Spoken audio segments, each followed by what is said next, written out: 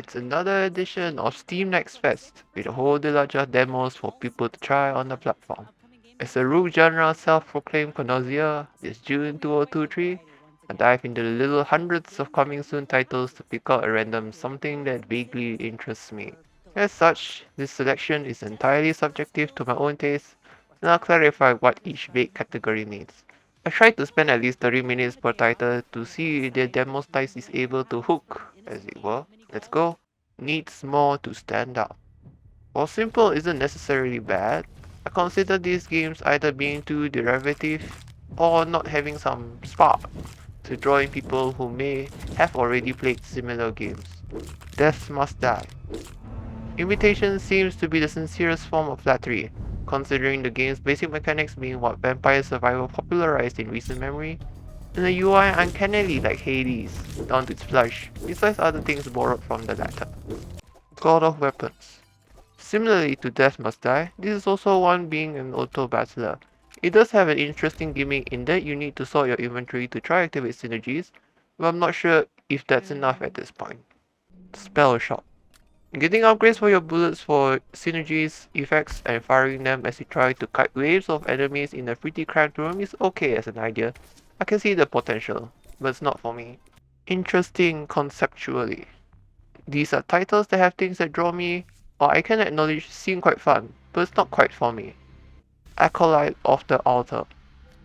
Take Hearthstone, or perhaps Legends of Runeterra, and give it some randomness to get this game. There's some fun to be had to play around the beast's rage skills which activate as turns go on, or events that could see you picking up a not quite helpless dog which could potentially ruin your primary gameplay. Deck builder enthusiasts can definitely consider this one. The Black Pepper Crew. If you're eclectic crew of furries, pick up bounties and take your targets down. It's a tactical RPG with random elements as you could pick up some amazing item or find a godly crew member to add to your roster. I think it controls a little stiffly, which is probably all to say about a TRPG, which can be worked out in time. Cards Survivors. Protect the bottom of your screen with the draw of the deck, firing bullets to fend off the horde from the top. It's got a bit more going for it as you try to wrangle the piercing shots and or cry out in dismay as a rocket AoE doesn't clear as much as you wanted it to. Finally, dice. Imagine serving up dice to your customers. It's deceptively challenging since you need to hope the dice are weighted in your favor, and if they aren't, you're forced to send them off anyway and not get paid for your troubles. I blanked out and spent all my money on ingredients and really hacked up my dice faces, so give it your best shot. Knights of the Cross. In order to not be shanked by the Polish, I will only refer to this game as Knights of the Cross. It felt to me like a more story-driven Slay the Spire, which is fine and all. The live 2D jiggly boot physics is definitely distracting, but can be a selling point if you're into that.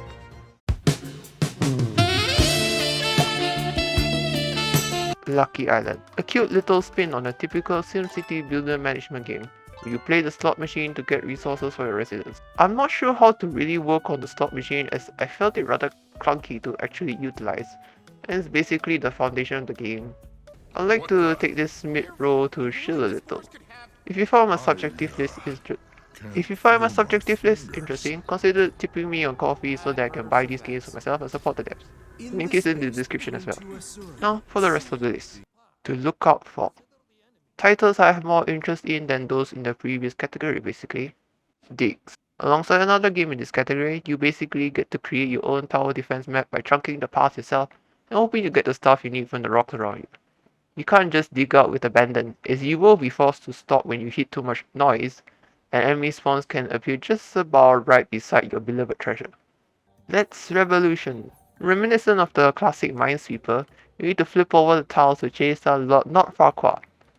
Hope you have enough energy for the skills, or have the resources you need to get the upper hand on the enemies hiding face down. For future builds, being able to use the WASD to move around the field might be nice, so otherwise there's a lot of clicking involved. At the very least, let the player just zoom across rows or columns they've already unveiled. TileDeck TD. A different take on tower defense, you also build your own map based on the cards you draw. As nice as it is to just slap down single exit roads, you will need to branch them out to access the resources on the outer ring, so that you can actually protect your castle from future waves. Wizard with a gun. If you liked Cult of the Lamb, I think this one should be a dead ringer for you. It's got similar overworld exploration mechanics for materials to craft more bullets and to fix up the world one bit at a time with the power of extreme violence. Potentially. Personal picks. The ones I'd prioritize to purchase. Cuisineer. Do you want to be more hands-on violent in the Atelier series? Or even Versatile? Pick up Cuisineer, where you can whack the living lights out of everything in the world outside and bring them back home to serve up in delectable dishes in your restaurant, or simply to fulfill errands. The roguelite elements are, well, lighter here, to me anyway. So if you aren't really a fan of the randomness, there's still plenty of static elements of action combat and management for you to work on. The early game hell is certainly real here. Dicefolk. Your team of 3 not Pokemon accompany you to the greater outside to defeat other not Pokemon. The battle system is simple but engaging, with 3 dice per side determining your actions. You must spend the enemy dice before you can end your turn, but you do get some control over the randomness. I really enjoyed the demo, doing rotation battles while picking up my mostly snail homie for the team and bopping the creatures along the way. Froggy's battle.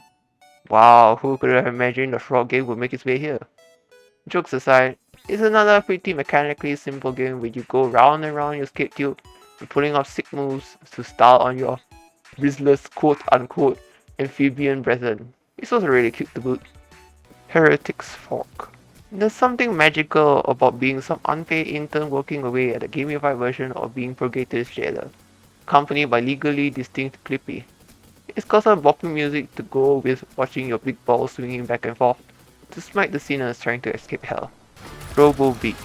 With an opening more or less beat for beat taken straight from the first Guardians of the Galaxy movie, this wholly robotic Star-Lord will be gunslinging to cassettes you can change on the fly to find a beat you can shoot to. Of course, you're entirely free to do completely tone-deaf clears by not matching the rhythm. What's the style in that? Conclusion. Steam Next Fest June 2023 will be on the 26th June Pacific Time. I'm just one man trying out a mere handful out of one specific subgenre's available demos, so you have the time. Definitely do give the whole lot a shot. Until next time, thanks for watching.